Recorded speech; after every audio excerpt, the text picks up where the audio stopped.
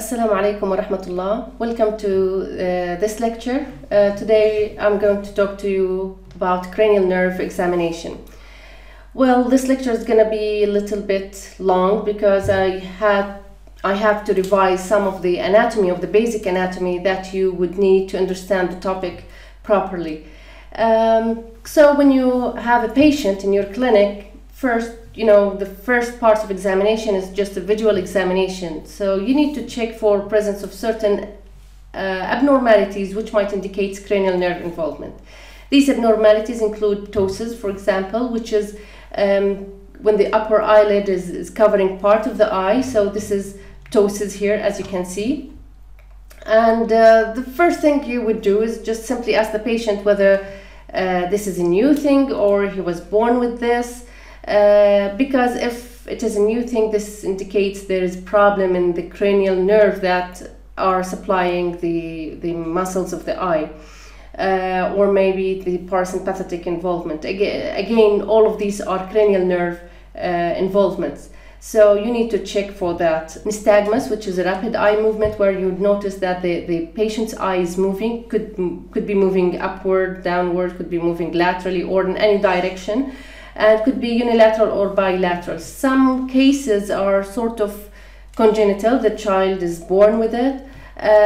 In other cases, it is a new thing, which again indicates presence, there's some sort of changes, maybe tumor, maybe infection, maybe neurological problem that is affecting that cranial nerve. Loss of facial expression, again indicating loss of innervation of the facial muscles, which is performed by the cranial nerves. Salivation, excessive salivation or dry mouth, again this could be related to the cranial nerves. Muscle wasting, facial asymmetry, and by facial asymmetry it doesn't need to be profound facial asymmetry, and you need to be able to recognize whether this facial asymmetry is related to bone deformity, whether abnormality in the growth of the mandible or abnormality in the TM joint, which that led to the facial asymmetry, or it might be something neurological, as you can see here in this image. So for many people this patient might look normal, but if you paid attention you would notice that this side of the face is not as active as the other side. And you can see that these, aging lines or crease lines here are more prominent in this side of the face compared to the other side. You can see that the lip move, when she smiles, it moves more in this side compared to the other side. So there is no complete paralysis here, but there is sort of weakness in that side. This should trigger your attention and should attempt you to start cranial nerve testing. So any of these findings noted while during the initial examination of the patient should tempt you to do more detailed cranial nerve testing. So while we do cranial nerve testing to confirm presence of neurological deficit, if we noticed any abnormality, to know to which specialist we need to refer. So if, for example, the problem is related to the olfactory nerve, we would refer to the ENT doctor. If it is related to ophthalmic or optic nerve, then we will refer to ophthalmologist, or we might refer to neurologist. Also, sometimes a neuropathic pain, the patient complaining from neuropathic pain in the head or in the face area, this neuropathic pain might be accompanied with other sensory abnormalities like numbness or paresthesia, and these might be detected and confirmed by doing a detailed cranial nerve testing. So let's start this lecture first by stating the cranial nerves. We have 12 cranial nerves, and the first 4 nerves originate from the midbrain, the olfactory, optic, oculomotor, and trochlear. Starting from the trigeminal nerve, which is the 5th cranial nerve, abducent, facial, and vestibulocochlear. These nerves are originating from the pons, and the last 4 nerves, glossopharyngeal, vagus, accessory, and hypoglossal, they all originate from the medulla. Starting with the first cranial nerve, the olfactory nerve, and you can see here the olfactory nerves penetrating through the cribriform plate and help the patient to recognize different smells.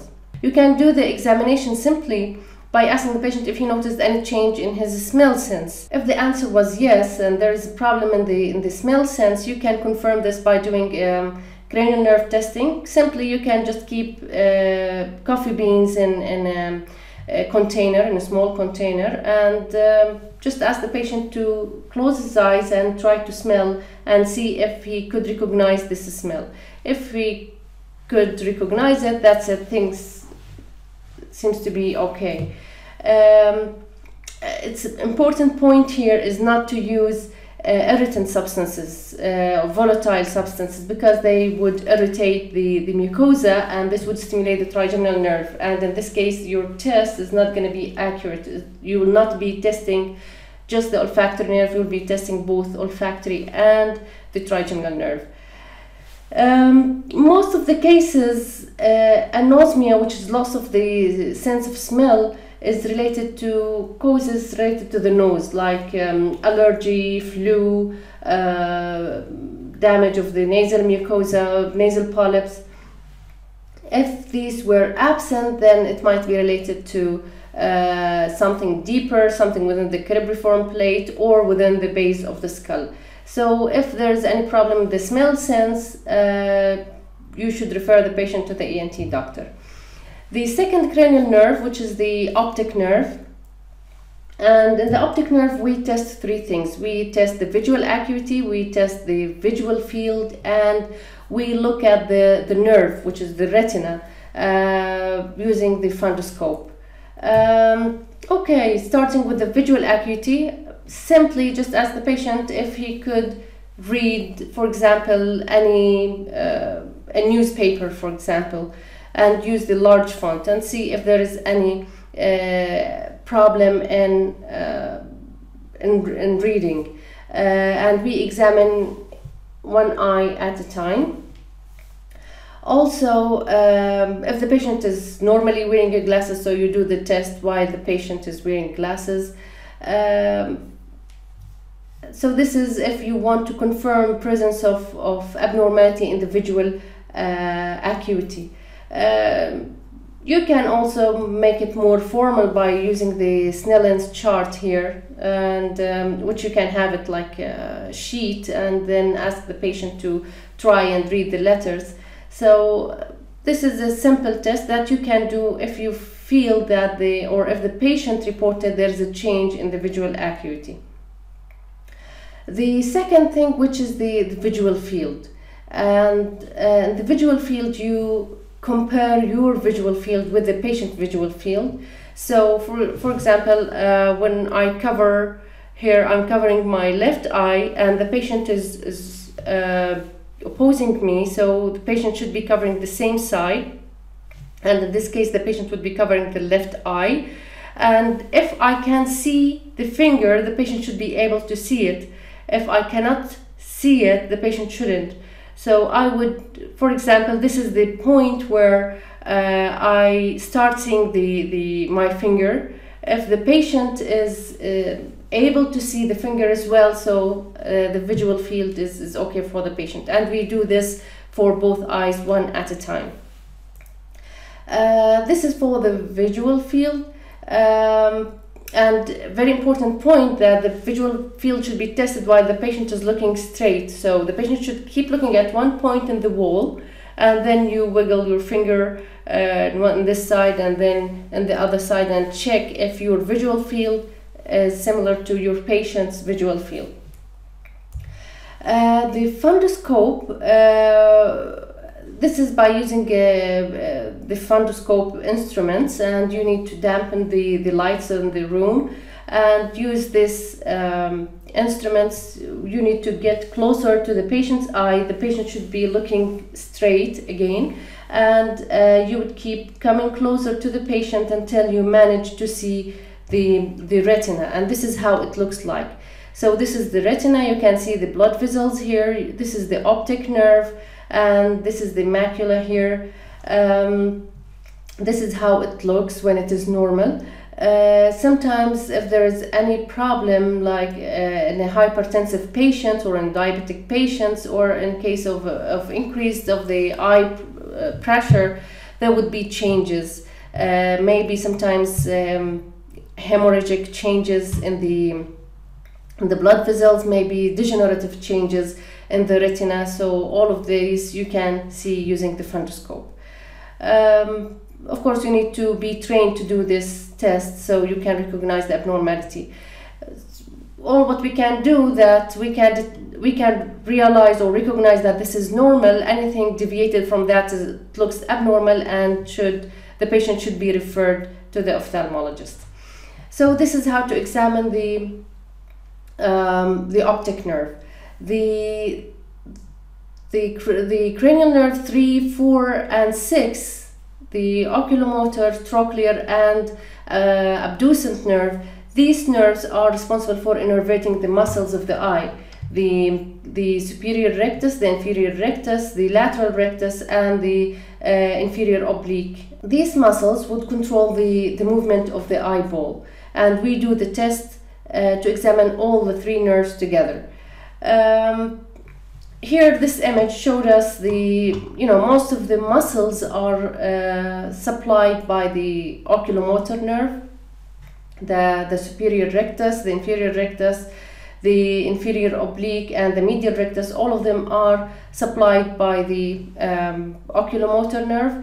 The lateral rectus are supplied by the abducent nerve, and the superior oblique is supplied by the trochlear nerve. So how to conduct the test? It's very simple. Hold a pen, for example, and move this pen in front of the patient's eye, and ask the patient to follow this pen by moving her eyeballs without moving her head. So move to this side, up, downward, go back, and go back to the center, and the other side, up and downward, and then back to the center. The patient should be able to follow your pen movement. So the eyes of the patient should move with your directions of the pen. Be aware if there is like any sort of nystagmus while moving the eye, or maybe if the patient reported diplopia, like double vision, while moving to the lateral side or upward or downward. This indicates abnormal finding, lack of coordination, and this should, in this case, you need to refer the patient. So this is how to examine 3, 4, and 6. Another thing regarding the oculomotor nerve, which is the accommodation reflex. In accommodation reflex, you move your pen, you move it, start from away of the patient's nose, and ask the patient again to follow your pen, and keep moving the pen toward the patient's nose while the patient keep looking at at your pen. What normally happens is the eyes of the patient would converge, and also the pupil size would reduce. So this is, or constrict. So this is what happen normally. So if you notice that the patient eyes did not converge or fill, or one of them failed to converge, like moving, like squinting at the middle, so this indicates abnormal finding. This is what we refer to by accommodation reflex, is when the eyes converge and when the pupil constrict, when the patient follows your pen as you come closer to the patient's nose. The light reflex, this is another test that we can do, and here in the light reflex we are examining 2 things. We are examining the optic nerve, that the patient could see the light, and we would examine the reflex of the pupil, which is supported by the cranial nerve, number 3, by the oculomotor nerve. And the way to conduct this test is by, you need a torch, and also you need a piece of paper so you can put it in the patient's nasal bridge, so the light affecting one side and it's not affecting the other. Here the examiner is using her hand and using the torch to focus the light on the patient's eye. You need to ask the patient to keep looking straight to the wall so she can tolerate the light. And you will pay attention to the pupil. So put it in this eye, take it away and put it back and see if the pupil constrict. This is called direct light reflex because you are examining this eye by applying light on it. Also, while doing this, look at the other eye. Although the other eye was not exposed to the light, but still it will constrict as well. And we call this consensual light reflex. So consensual light reflex is when the other eye that was not exposed to the light got constricted together with the eye that was exposed to the light. So we do this for the right eye and then we repeat it for the other eye, and this would indicate that the pupillary light reflex is normal. So several tests to be done for the oculomotor nerve. So the eye movement, check the eye movement, the pupillary light reflex and the accommodation reflex. Trigeminal nerve is our nerve. Like as a dentist, we need to be expert in the trigeminal nerve and on the facial nerve. It is our area of expertise. So I'm going to spend more time in explaining the trigeminal nerve and then the facial nerve because you need to master this nerve properly. If cranial nerve testing need to be done for the trigeminal nerve, you should be the one who can do it properly. A quick revision of the trigeminal nerve anatomy. Trigeminal nerve, as you know, it has a sensory branch and a motor branch. And here is the trigeminal nerve. We have the ophthalmic branch, we have the maxillary, and we have the mandibular. And these are sensory branches. It also has a small motor branch, and the motor branch mainly supplies the muscles of mastications and other muscles also related to the mastication process, except for tensor tympani. So the muscles of mastication, temporalis, masseter, medial and lateral pterygoids, all of these are supplied by the motor branch of the trigeminal. And tensor villi palatini, mylohyoid, the anterior belly of digastric and tensor tympani, they are also supplied by the trigeminal nerve. Very important to know the borders of the trigeminal nerve branches and innervation, because it would indicate whether the ophthalmic or the mandibular or the maxillary branch are involved. So the ophthalmic, it's not just limited to the forehead, it includes also the upper eyelid and the nasal bridge and the tip of the nose. So the tip of the nose is also supplied by the ophthalmic nerve. The maxillary, it includes, you know, the lateral side of the forehead. So it's not the whole forehead supplied by the ophthalmic. The lateral sides are supported by or supplied by the maxillary branch, the lateral sides of the nose by the maxillary branch, and the upper lip is by the maxillary branch. So it is until the corners of the mouth are all supplied by the maxillary branch. The mandibular would include the rest. The lower part here, it supplies part of the auricles of the eye, auricles of the ears, the mandibular area and the lower lip. So this is very important for you to recognize. To examine the sensory part of the nerves, it's just simply you need to check if the patient had equal sensation on both sides. And we start by using a soft thing like a cotton pellet, for example. Ask the patient to close her eyes and then, you know, just apply this cotton pellet on both sides. This is, I'm examining the ophthalmic, and here I'm examining the maxillary, and here examining the mandibular. And ask the patient if the sensation is equal in both sides. Then you can repeat the test by using sharp instruments, and here you are testing different types of different type of nerve fibers, because the first sensation is just touch, and this is conducted by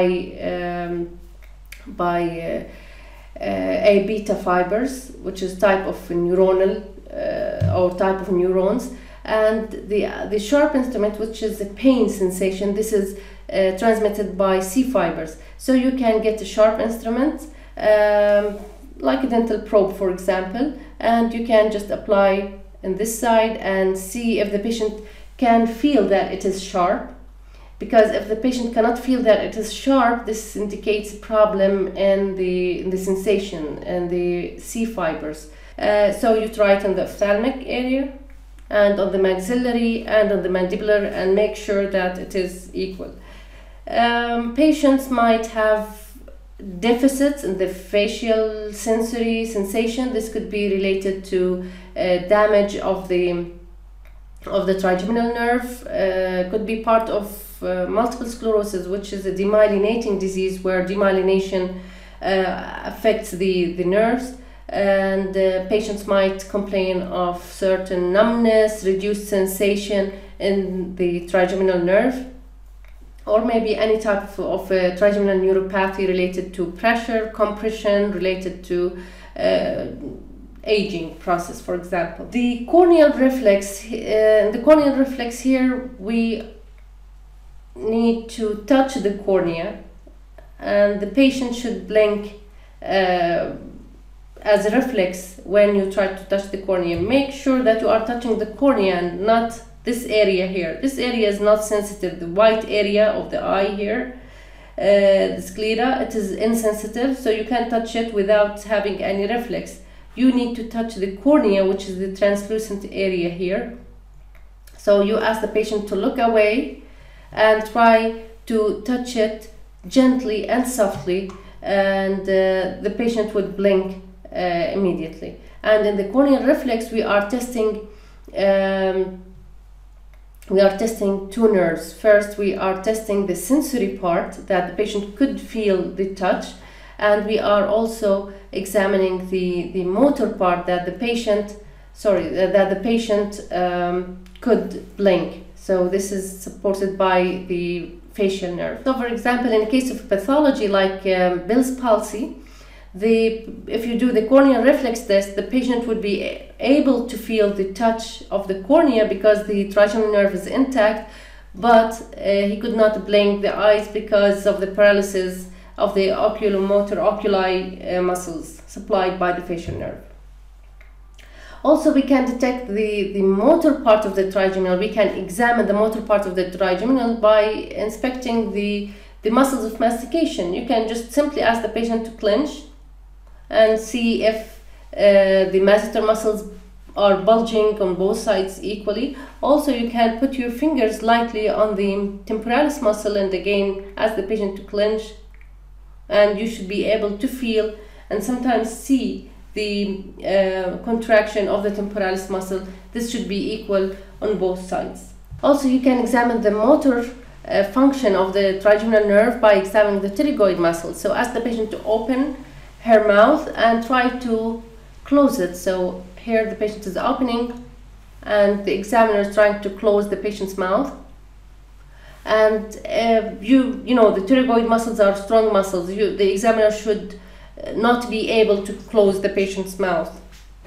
So if there is any weakness, or either unilaterally or bilaterally, this can be detected by this examination. Also, you can examine the lateral movement of the patient. So you push the mandible of the patient to one side and ask the patient to resist the movement, and again on the other side and ask the patient to resist the movement. So if there is, the patient should be able to, counter your pressure, and if there is any weakness, this can be detected. So this is all about the trigeminal nerve, the sensory part and the motor part, the sensory how to examine it, and the motor by testing the muscles of mastication. Moving to the seventh cranial nerve, which is a very important nerve for us, is the facial nerve. And as you know, the facial nerve is mainly motor, but there is a sensory branch of it, but it is mainly motor.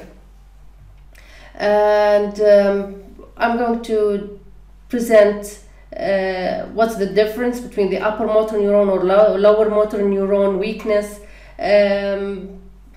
and other functions related to the cranial nerve, including the special senses and the parasympathetic innervation. This is a very complicated image showing the facial nerve variations or different functions, either sensory, special senses like taste, parasympathetic, and motor involvement. The cranial nerve, the facial nerve has a very complicated path during its exit from the brain and during its distribution in the face. So we will take it one step at a time. The main branch is the motor branch, and here is the motor branch, which is the main one, and here is the sensory branch, which is a tiny one, and both join together, and here we have the geniculate ganglion.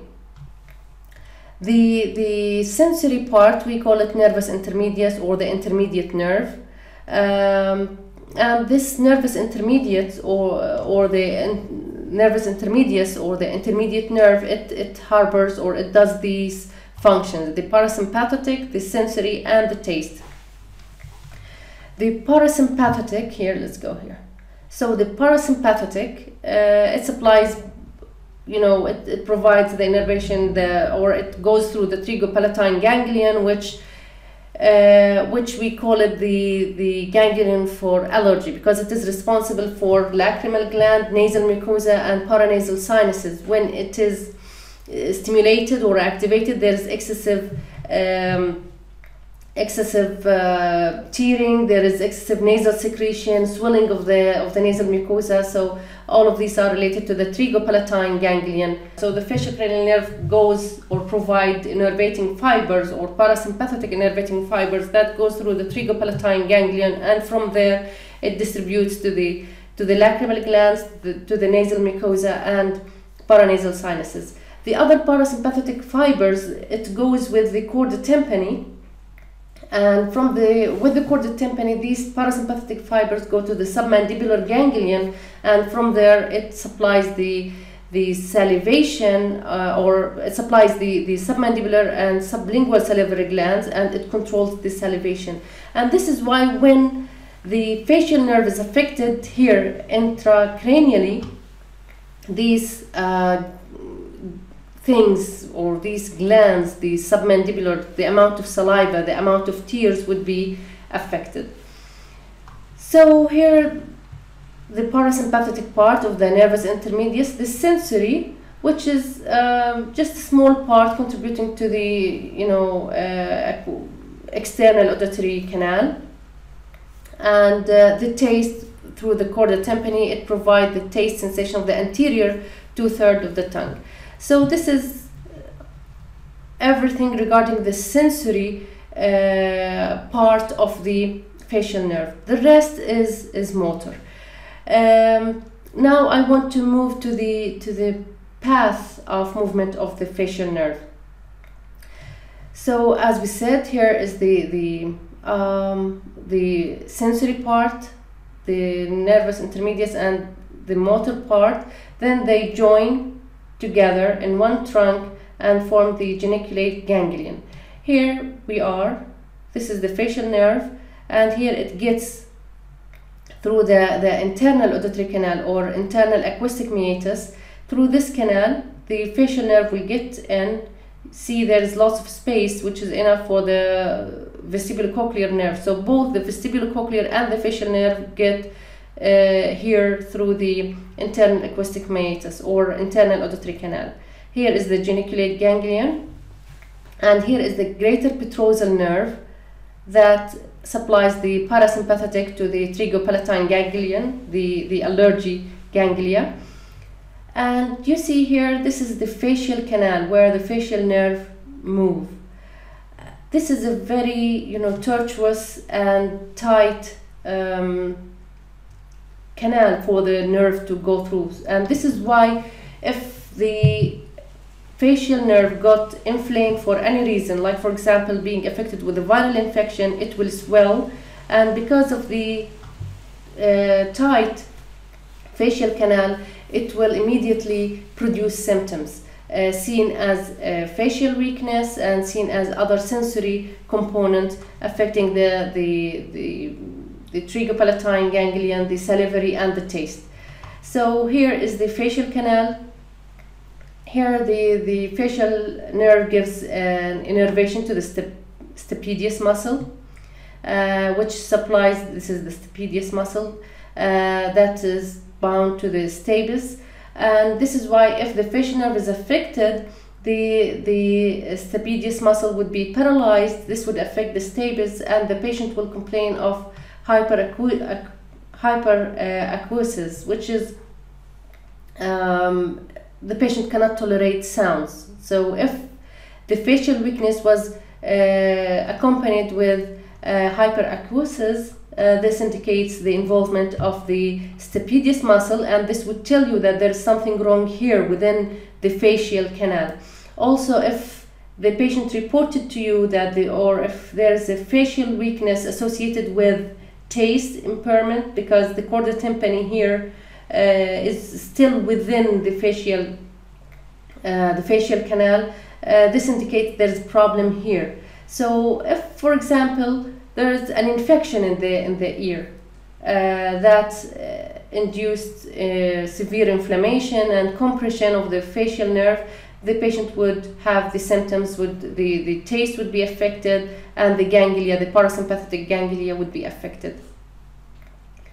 Once the facial nerve gets out of the stylomastoid foramen here, now this is the peripheral part. This is, or we call it the extracranial part.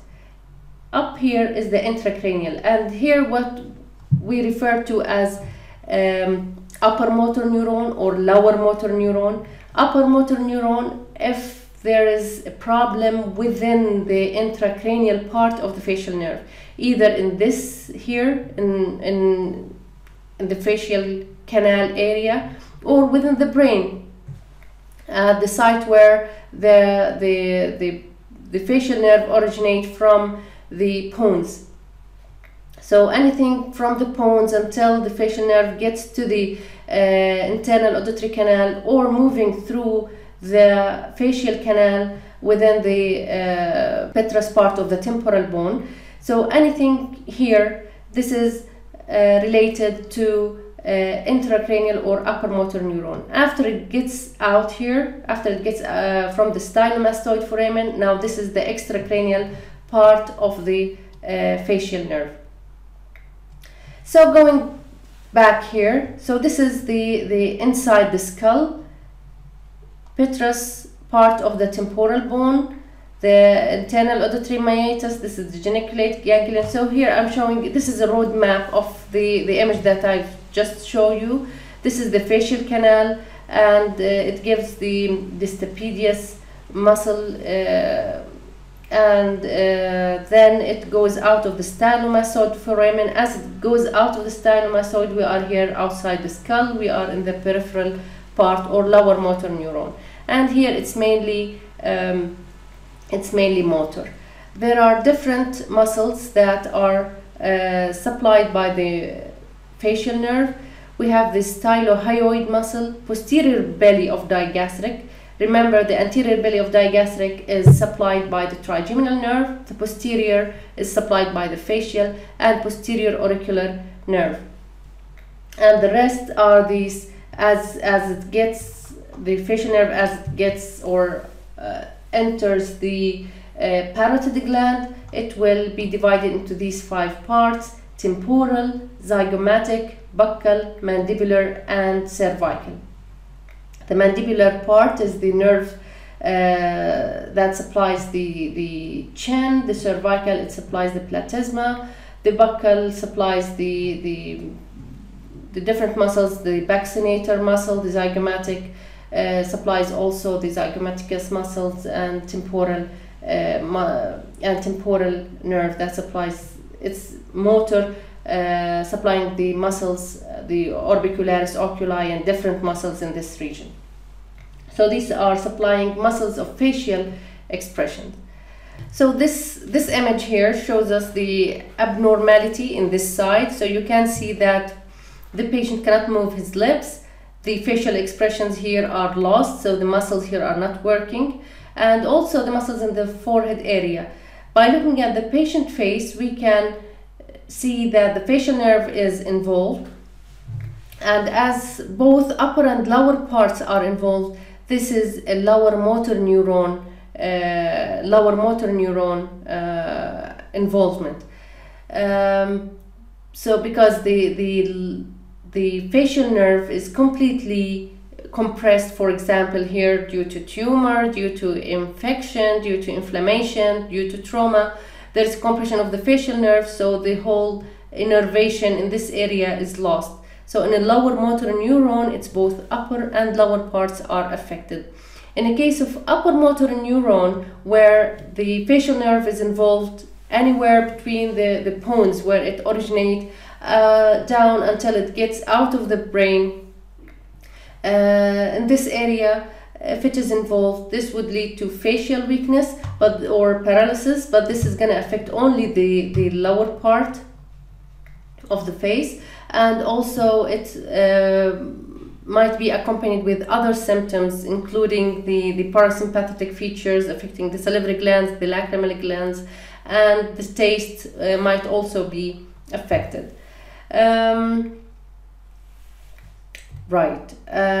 So we've discussed these. This is how to conduct the facial nerve testing. First, we can examine the orbicularis oculi by asking the patient to close the eyes, close tightly, and then if it is symmetrical, it's okay, it's fine. And you can also check for any weakness by trying to open the patient's eye, and if there is any weakness, you would be able to open the weak side. So this is one test. The other test is just to ask the patient to raise the eyebrows, and if the patient was successful and you can see the wrinkles on the forehead area, if you can see that and they were symmetrical, this indicates a normal test and there is no weakness in that side.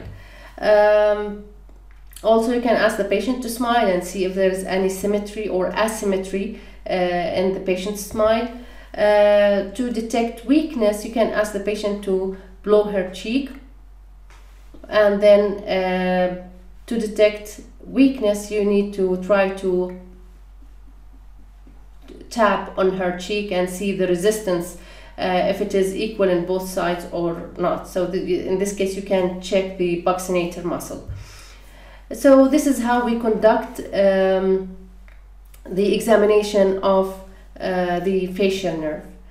The eighth nerve is the vestibulocochlear nerve, and there's a vestibular part and the cochlear part. The cochlear is responsible for hearing, vestibular is responsible for balance, and you simply ask the patient if he has any problem in maintaining balance upon walking. You can ask the patient to walk and check if he's balanced or not. Usually we do not do these tests. You can see the patient while coming to the clinic that his movement is balanced or not. You can ask the patient for any tinnitus, vertigo, hearing loss. If everything is okay, you can skip and move to the ninth cranial nerve. If the patient is not sure about hearing loss, you can examine it simply by testing the hearing and by doing Weber and Rene test. The hearing, it's very simple. You can just whisper in patient's ear one at a time and see if the patient can recognize what you've said, or simply just go behind the patient and ask the patient to close the eyes and rub your fingers and ask the patient if he could hear that and if he could hear it equally in both ears. If you know if there is any problem, you can do the Rene test by using the tuning fork, and simply in a Rene test we need to figure out if there is any conductive hearing loss, which means that you tap the tuning fork and put it in the mastoid process. The patient would be able to hear the sound, and this way the patient is hearing the sound by bone conduction. Once the patient stops hearing the sound, then you move the fork in front of the patient's ear. Now the patient should be able, if the ear is normal, the patient should be able to hear it again, because now it is transmitted through conduction through the ear canal, which is more sensitive than conduction through the bone. So if you could hear it on this side and this side, then everything is normal. This is the Rene test. The Weber's test is, again, you tap the fork and put it in the middle of the forehead and ask the patient if he could hear the sound and where does he hear it. The patient should hear it in the middle, so this indicates normal test. If the patient can hear it in one side only, this indicates there is defective hearing in the other side. Usually Weber's test is used to confirm the diagnosis of Rene's test, and if there is any abnormality in these findings, just refer to the ENT doctor, where they can do more detailed audiometry and hearing test. The 9th cranial nerve, I'm gonna present it with the vagus nerve, both 9th and 10th. So 9th, the glossopharyngeal nerve, is a sensory nerve. Afferent means it's coming from the periphery toward the central nervous system, which means it transmits the sensation from the periphery to the central nervous system. Efferent, it means going out from the central nervous system to the periphery, which means that it brings the order from the brain to the muscles to move. So afferent means sensory, efferent means motor. So the glossopharyngeal is the sensory part, the vagus is the motor part, and we, concerned about our interest in the vagus is just in the orofacial area where it has the motor component. Of course, the vagus, it supplies the parasympathetic innervation for the rest of the body, but for us it provides the motor component of the pharyngeal area. The glossopharyngeal nerve is a sensory nerve, and it also has a parasympathetic fibers that supplies the salivary glands, the parotid salivary gland, not all of them, just the parotid salivary gland. So this is very important point to recognize. The facial nerve, although it goes through the parotid gland, but it does not supply the parotid gland, and the chorda tympani, which is branch of the facial, it supplies the submandibular and sublingual salivary glands with the parasympathetic stimulation or innervation. The parotid gland, the parasympathetic stimulation of the parotid gland is through the glossopharyngeal nerve. To test these nerves, all what you need to do is to look at the uvula. So ask the patient to open mouth and say ah. The uvula should be located in the middle, and when you ask the patient to say ah, the uvula should move equally, and if there is deviation of the uvula, this means that one side is not working. So to make it easier for you to imagine, so this is the uvula and it is pulled by two muscles equally, and if this muscle is paralyzed, in this case only this muscle is pulling and this one is paralyzed, it cannot pull, so the uvula would move to the normal side, would move toward the normal side. So this indicates problem in the motor innervation, which is related to the vagus and the glossopharyngeal. Another test which also we do not do regularly is the gag reflex, because it is, irritant to the patient. But sometimes if you suspect that there is a problem in the glossopharyngeal area, then you can do the gag reflex. And in the gag reflex you and in the gag reflex you try to palpate the pharyngeal area, so the patient would be able to feel that through the glossopharyngeal nerve and will perform the gagging through the vagus nerve. So this would test both the glossopharyngeal, that the patient was able to feel it, and the gagging, the motor function through the vagus nerve. This is the glossopharyngeal. The 11th is the accessory nerve, and we call it spinal accessory nerve because it actually originates from the spinal cord, as you can see here. And it originates here from the spinal cord, but it goes back into the brain and then goes out from the brain. This is why we consider it a cranial nerve. But the origin is from, or part of it is from the spinal cord. And it is a motor nerve, purely motor, and it supplies the sternocleidomastoid and trapezius muscles. And to test these muscles, to check the trapezius, all what you need to do is just to ask the patient to raise the shoulder, and you try to put the shoulders down and see if there is enough resistance or not. If there is any weakness in one side, you would be able to tell. In the sternocleidomastoid, it's the same idea. It's just if you want to test this muscle, so you ask the patient, you move the patient face to this side, and pay attention here, we are not moving the mandible. We are actually, like, the patient is moving to this side, and you are trying to prevent the movement, the turning off the neck. You are not trying to prevent the movement of the mandible as we did when we examined the muscles of mastication. So here you are countering the movement of the neck to the right side and to the left side, and see if there is any weakness. The last nerve is the hypoglossal nerve, which supplies the extrinsic and intrinsic muscles of the tongue.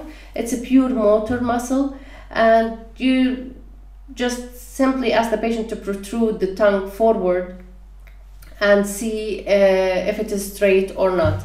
Again, use your imagination. So the muscles are moving forward. The motor innervation moves the tongue forward, and this is why the tongue would look straight. Now, if I have problem in this side would work and would be able to protrude the tongue, but this side cannot move, so the tongue would deviate toward the affected side. If this one is paralyzed, then when the patient tried to protrude the tongue, this side would work, but this would not, so the tongue would deviate again to the left side, which is the defective side. Another way to do the examination is to ask the patient to put the tongue in against their cheek and check both sides, see if there is equal resistance in both sides. Weakness of the hypoglossal nerve can be detected by sort of hemiatrophy, like part of the tongue, the weak part of the tongue would look smaller than the other part, so you will see asymmetry in the tongue. Also fasciculation, which means sort of vibrating or movement of the tongue, and this indicates weakness of the hypoglossal nerve. So these are the cranial nerve. This is a quick revision of the anatomy, and this is how to perform the test. I have two nice websites I recommend you go back to. The first website here, Teach Me Anatomy Info. It is good for describing each cranial nerve, its anatomy, its function. So anything that wasn't clear in this lecture would be covered here in this website. And this is in the YouTube. This would show you how to perform. This is a demonstration of performing a cranial nerve testing. Hope you enjoyed this lecture, and see you next week. Bye-bye.